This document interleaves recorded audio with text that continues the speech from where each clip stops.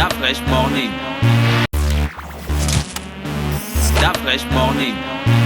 Et c'est reparti sur les 104.5 Urban FM avec Mosley. Mosley, on a quoi aujourd'hui? Tu disais qu'on revient sur donc les activités des activistes. Oui. Serais-tu le porte-parole des activistes? Non Tu plus. viens relayer leurs Je ne activités suis pas ici, là. le porte-parôle des activistes, mais je suis là pour observer. Ils deviennent de plus en plus importants en ce qui concerne l'environnement politique national. Vous savez qu'ils ont, c'est une nouvelle catégorie d'acteurs qui se sont révélés lors des élections, notamment de 2016, et qui ont réellement marqué de leur empreinte le processus électoral dans notre pays. Ça de quelle empreinte? Et depuis, certains ont eu de la notoriété, certains sont devenus des éléments incontournables on va dire, de la communication en termes de politique dans notre pays. Et vous savez très bien qu'aujourd'hui, quand un d'entre eux se connecte sur les réseaux, pour qu'il s'agisse de pouvoir faire un direct, qu'il s'agisse de parler simplement de sa vie, eh ben, il y a des centaines de personnes qui sont abonnés et qui vont écouter ce qu'ils ont à dire. Et surtout qu'aujourd'hui,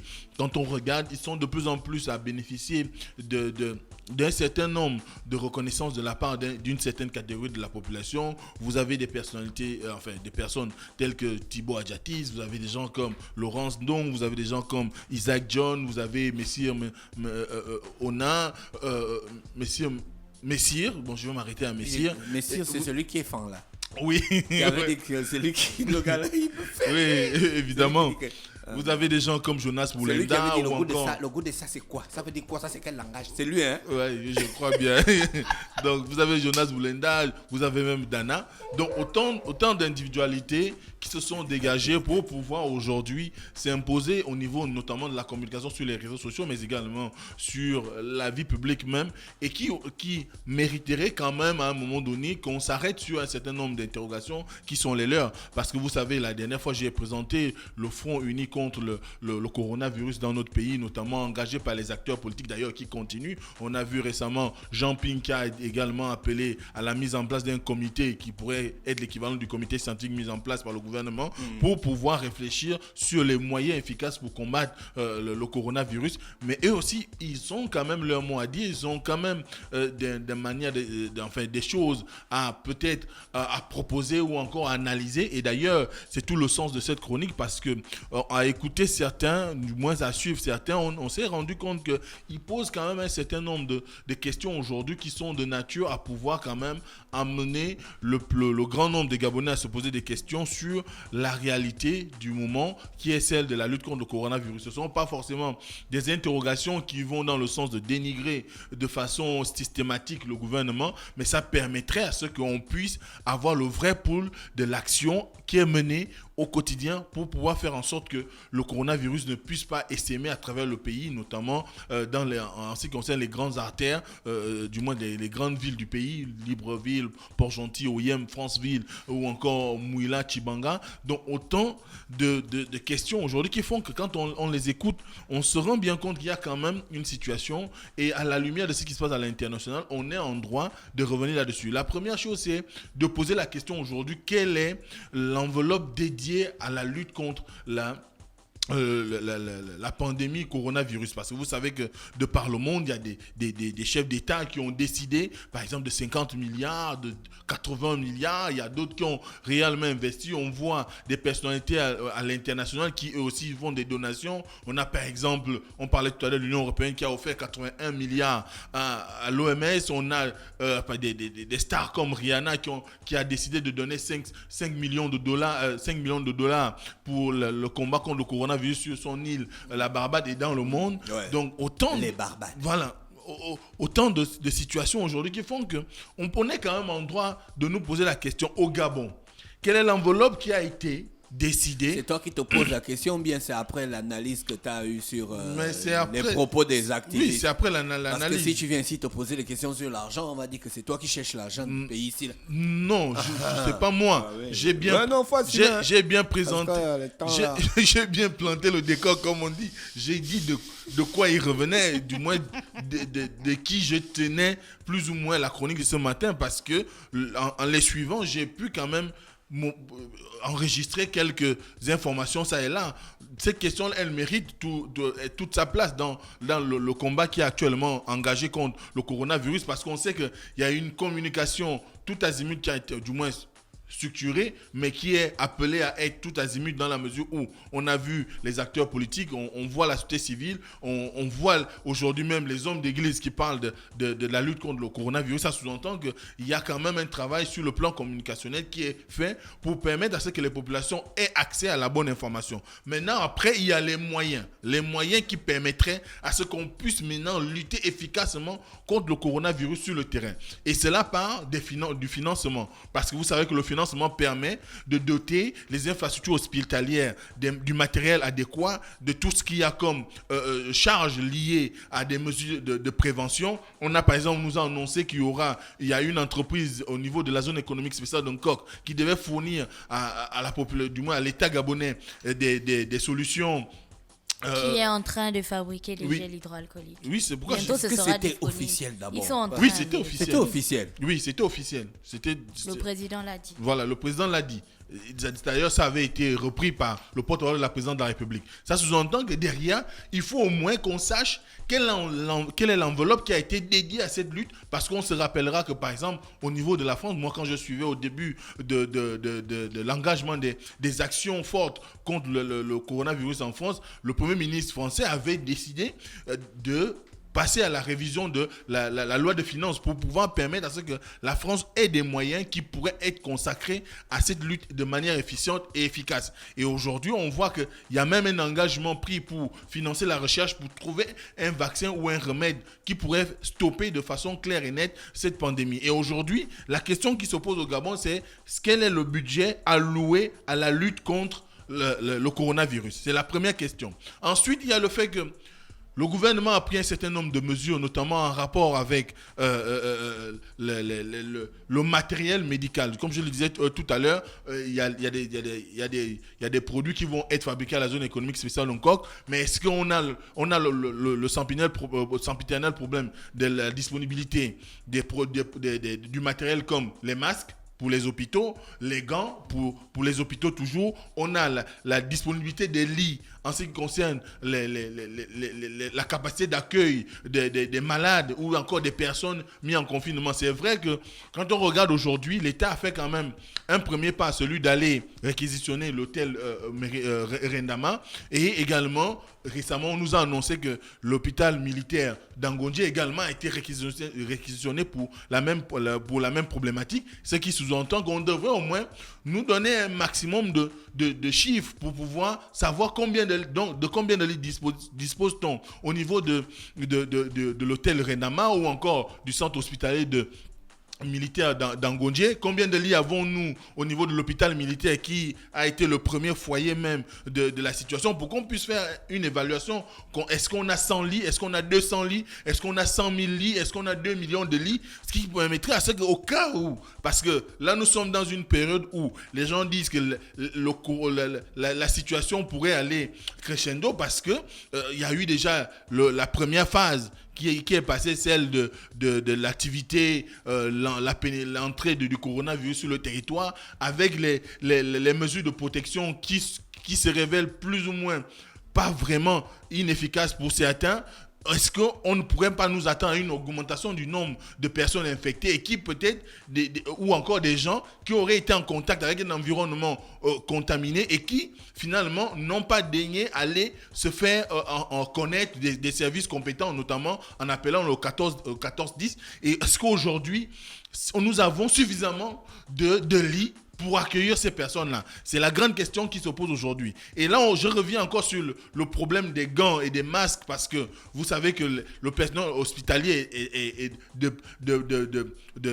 au premier plan, est concerné par la situation qui s'impose aujourd'hui, parce que ce sont eux qui doivent s'occuper des malades. Et vous savez que même dans les grands pays comme la France, on a dû faire appel à l'étranger, parce que la France elle-même ne produit pas les masques, par exemple, pour pouvoir se protéger protéger d'éventuels contacts sur le plan de l'air avec la pandémie. Ou encore des gants. Ils ont fait des commandes à l'étranger, notamment en Chine, pratiquement 200 millions en termes de commandes, en termes d'unités. Et au niveau du Gabon, quel est le chiffre dont nous avons besoin aujourd'hui? Personne ne sait. Quel est le chiffre? Est-ce que tout le personnel médical dispose désormais des moyens de prévention? Est-ce que toutes les infirmières, les médecins, le personnel, comme on dit souvent, qui tourne autour les brancardiers, est-ce qu'ils disposent de tous ces moyens-là pour se protéger en cas de contact direct avec les malades? C'est autant de questions que les gens se posent aujourd'hui. Ensuite, il y a le fait, quand on regarde les mesures qui ont été engagées, le gouvernement a décidé du confinement, a également donné des mesures à prendre, notamment en ce qui concerne les relations interpersonnelles. On vous dit qu'il faut être au minimum à 1 mètre de X ou Y qui potentiellement peut être infecté. Donc, dès cet instant, ça sous-entend quand vous êtes, par exemple, dans un centre commercial, vous devez quand même avoir un minimum de distance, que vous soyez à la caisse, que vous soyez dans la queue, comme c'est maintenant l'habitude dans notre pays où à chaque situation de débordement, les gens sont appelés à faire une queue. Donc, il faut un minimum de sécurité. Et dès cet instant, les gens se posent la question, quelle est l'efficacité aujourd'hui, notamment quand on regarde les images qu'on nous diffuse depuis hier ou qu'on a pu regarder sur les réseaux sociaux et même à la une du quotidien national L'Union ce matin, on voit une file au niveau d'un supermarché de Libreville où les gens ne respectent même pas la petite distance d'1 mètre, la distance de sécurité. Est-ce qu'aujourd'hui le dispositif sécuritaire qui a été promis est mis en branle pour permettre à ce que les magasins, les banques et toute autre structure qui accueille, du moins ouvert aux usagers, puissent bénéficier d'un encadrement des forces de l'ordre et de sécurité afin de faire respecter la limite de sécurité qui est de minimum 1 mètre. C'est la question qu'on se pose aujourd'hui parce que si on regarde les images qui viennent de ce supermarché, on n'a vu aucun agent ni de la police ni de la gendarmerie présent sur le site pour indiquer aux gens la mesure à respecter. C'est vrai que moi j'ai été dans un supermarché où le personnel même de ce supermarché à l'intérieur vous donne les consignes pour pouvoir, par exemple, acheter du pain. Donc, ça crée quand même une attente, mais au moins, le respect de la mesure est là. Est-ce que les autres structures sont dotées de personnel capable de pouvoir faire ce genre de faire respecter les mesures qui ont été engagées par le gouvernement? Donc, c'est autant de situations aujourd'hui qui reviennent aussi bien des réseaux sociaux que de ces activistes parce qu'ils se demandent si réellement le Gabon, au-delà de la bonne communication qui se fait actuellement sur le terrain, a les moyens humains et financiers qui soient capables de pouvoir faire en sorte qu'on puisse réellement trouver des réponses crédibles pour éviter le coronavirus. C'est ça la question aujourd'hui. Et je crois que le déploiement qu'on a promis aux populations en termes de présence policière, par exemple pour la fermeture des bars, Gina disait la dernière fois que vous avez des bars qui continuent à servir des alcools ou qui sont toujours ouverts, même si de l'extérieur on laisse les portes fermées, à l'intérieur vous avez des gens qui sont là en train de consommer. Moi hier, j'ai appelé une amie qui me disait que oui, je me trouve à tel endroit, je prends un petit... Bon, comme on dit... Dénoncez-les, Mosley, dénoncez-les. Oui, mais... N'ayez pas peur de dénoncer les malveillants. Comme je connais une dénonceuse, mais je ne citerai pas son nom. Je ne blague pas. J'assume. Sachez que si vous êtes en erreur en ce qui me concerne, parce que non, d'avril, il faut...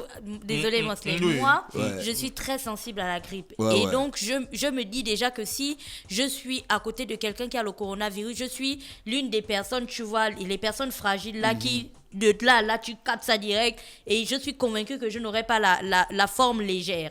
Je vais certainement avoir le dernier niveau de la forme, assistance, respect. Peut-être même que je vais mourir. Donc, je fais tout pour me protéger. Du coup, les personnes qui m'entourent, si je remarque qu'il y a des gens qui ne respectent pas les normes, je passe à côté d'un bar, vous êtes à l'intérieur, j'appelle la police.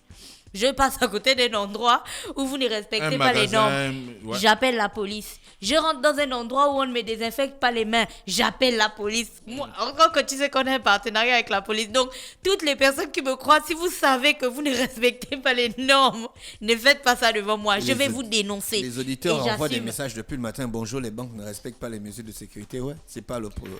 Appelez la police. Voilà. Par Dénoncez-les, c'est par pas exemple, Urban FM, quoi. vous avez aujourd'hui, moi je viens de voir des images qui montrent une banque qui a coutume de le faire, c'est-à-dire que le 25, vous avez un certain nombre de guichets automatiques, alors qu'ils ont imposé pratiquement à leurs abonnés bancaires Les guichets quoi? automatiques. J'ai non dit ça enfant comment? C'est leur guichet automatique de pouvoir Mais oui, c'est vrai que tu sais que les guichets automatiques ne fonctionnent ne pas. fonctionne pas. Donc, le 25, ils ont souvent cette manie-là de bloquer un certain nombre de guichets Tu as raison. pour faire en sorte que les populations convergent soit vers le centre-ville, vers Mbolo ou encore vers Nombakele, alors qu'ils ont des gammes qui se trouvent pratiquement à travers Libreville, mais ils ne les alimentent pas. Et ceux qui sont alimentés ne sont pas parfois crédibles parce que vous allez Ça avoir... marche pas, Mosley. Voilà. Ça marche pas. Ça peut pas faire que le 25, quand on doit payer les gens, le guichet plante. C'est pas possible, frère. Voilà. Par Ça n'a exemple, pas de sens. ça n'a pas de sens. Donc, dès cet instant, c'est toutes les questions qu'on se pose aujourd'hui. Et c'est ce qui a fait dire à Laurence Nom, par exemple, que certainement le gouvernement, pour elle ne pense pas que le gouvernement soit en mesure d'avoir toutes les ressources nécessaires pour pouvoir éviter on enregistre une catastrophe. Parce que, au regard de ce qui se passe sur le terrain, au-delà de la communication, il y a quand même un fossé. On ne peut pas donner des mesures de prévention et ne pas garantir la sécurité des personnes derrière. Vous avez par exemple la question des marchés aujourd'hui.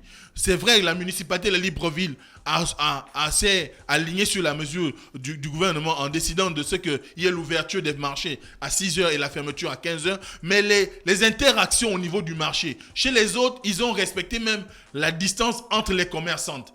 1 mètre. Mais nous, les commerçantes ont toujours agglutiné au même endroit, ensemble. Personne n'arrive à leur dire que votre situation peut être... On ne sait pas qui est qui parmi les commerçantes. Une peut contaminer pratiquement tout le monde dans le marché. Et dès cet instant, il faudrait qu'il y ait aussi derrière des mesures d'accompagnement. Et c'est ce qui appelle aujourd'hui le gouvernement à pouvoir faire plus de ce qu'on en fait aujourd'hui. Des personnes... Moi, je suis désolé de constater que les commerçants, c'est vrai, il y a une certaine pénurie qu'on enregistre dans certaines pharmacies, par exemple les solutions hydroalcooliques. Hydroalcooliques, répète. Voilà, hydroalcooliques ou encore... En fait, c'est parce qu'il voulait le dire en anglais. Tu vois. Il réagit comme l'enseignant, que c'est moi qu'on dit de répéter. C'est moi qui fais répéter aux autres. Réaction rapide d'un enseignant. Le regard à sa main changeait. Quoi. Il voulait me dire que toi, tu es qui toi? Donc, dès cet instant, même les gants, ils n'arrivent pas à en avoir. On vend les gants aujourd'hui dans la rue, sans hygiène, sans protection. Les masques, c'est pareil. Est-ce qu'il y a eu au préalable une réflexion dans l'encadrement qui pourrait accompagner la disponibilité de la vente des masques ou la disponibilité de la vente des gants? Parce que tout le monde y va de ses possibilités. On vend les masques debout, affaires étrangères, 1000 francs. À Nombakele. Et souvent, des gens, quand tu les regardes, eux-mêmes, ils ne présentent même pas... Ils ont trouvé ça où? Voilà. Il y a ceux qui ont des masques de chantier, il y a ceux qui ont des masques de, je sais pas, de lutte contre je ne sais pas quelle pulvérisation de produits. On ne sait plus. Est-ce que ce sont ces masques? Quel est le masque aujourd'hui qui pourrait être efficace si on le met? Est-ce que c'est les masques qu'on voit souvent avec les infirmières, ou ce sont les masques de chantier, ou ce sont les masques à gaz? Personne ne sait. Quel est le type de gants qu'on doit avoir? Ce sont des gants en plastique ou des gants en fibre? China a parlé de ça, des gants en latex. Voilà, mais je préfère... Tu fais l'activiste à Urban FM. Je préfère revenir sur tout ça parce que... Tu veux dire que c'est le grand retour de la famille Hérisson? Non, on amplifie la communication de Gina parce que c'est important. Tu as raison, Mosley. C'est important aujourd'hui la mère des sciences. parce que beaucoup de personnes se demandent est-ce que nous avons réellement les moyens de la politique énoncée par le gouvernement. On n'a aucune communication sur ce qui a été engagé au niveau du budget de l'État. On n'a aucune communication sur les ressources humaines disponibles en ce qui concerne les forces de l'ordre et de sécurité qui permettraient à ce que les gens respectent de façon claire, juste et nette, comme ça se fait par exemple sous d'autres cieux la mesure. Dès cet instant, il faudrait bien qu'on arrive à une situation claire et qui nous donne une idée de ce qui se fait au-delà de la communication. D'accord, merci Mosler. On nous envoie des vidéos. Les auditeurs, ce matin, nous envoient beaucoup de vidéos de Postbank, des banques qui se trouvent en ville où les gens sont vraiment attroupés. C'est vraiment, mais vraiment Dénoncez-les. irresponsable. C'est irresponsable à un autre niveau. Merci Mosler avec nous ce matin sur les 104.5. René Ruth aussi est avec nous. René Ruth, bonjour. Bonjour Dafre. That fresh morning.